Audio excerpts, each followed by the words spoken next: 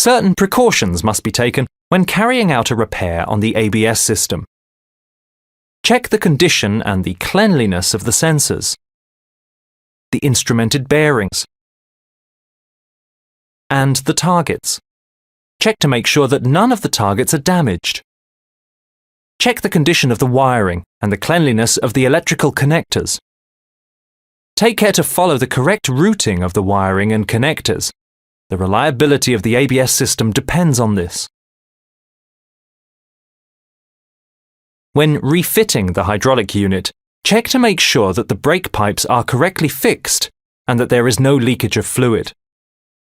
Also check to make sure that the wiring connection shows no traces of oxidation or of overheating. An operation on the ABS unit may require opening of the hydraulic circuit. It is necessary to bleed the brake circuit once the operation is completed.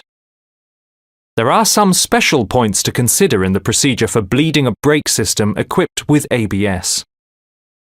In addition to the usual bleed operation, there is the additional bleed operation for the hydraulic unit and its various circuits.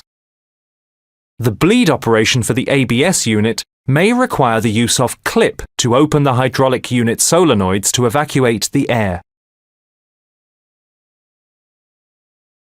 The bleed operation for a conventional braking system without ABS consists of bleeding in the following order: the rear right-hand wheel, the front left-hand wheel, the rear left-hand wheel, and the front right-hand wheel.